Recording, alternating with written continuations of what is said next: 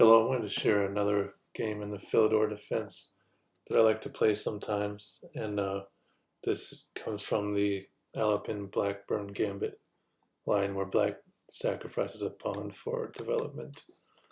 So the moves are e4, e5, knight of 3, d6, normal stuff, and the best move here is pawn to d4 for white. Sometimes they play bishop to c4 first, and that's not bad either, but I think objectively pawn to d4 is the best move.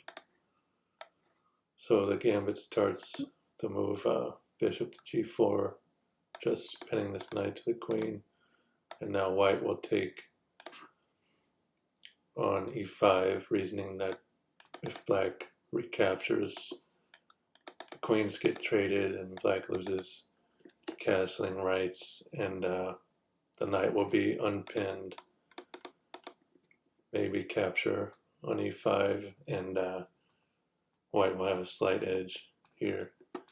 But black doesn't have to cooperate with this or go along with this plan. Black can play knight to d7 instead, gambiting the pawn. And after he takes d6, which most players will do, some won't because they're wary of accepting gambit pawns, but most players will take. You simply recapture with the bishop, and now I think black already has compensation for the pawn. These three pieces are out. White has one piece out, which is pinned right now. So normal moves are to unpin the knight, bring the bishop up, and prepare to castle.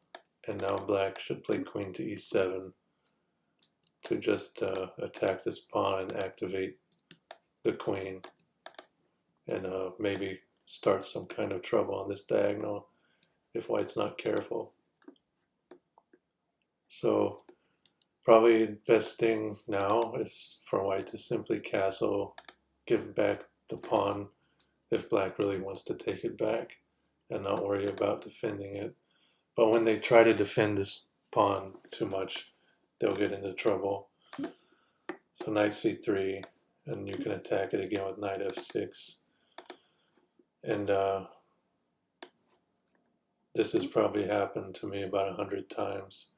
They play bishop to g5 to pin this knight, and then black can simply castle long, and now a rook is going to be active soon once these pieces move out of the way. And white's normal move here is to just castle short. And now this is where this trouble usually happens for white, because black will take on f3, and the best move here is to take with the pawn to g-pawn. But very, very few players I've played with have done that. Most have taken with the bishop. The reason it feels more natural, and it doesn't open up lines on the king for maybe some rooks later. But now, unfortunately for white, black has queen to e5, and now white loses this dark square bishop by force, because black is threatening mate on h2, and the only way to stop it is either g3 or rook out to e1. In either case, black takes this bishop. So g3, and if you achieve this position, you should know this position still kind of delicate, and you don't want to get sloppy and make any moves. Don't waste any more time. You need to launch the attack immediately with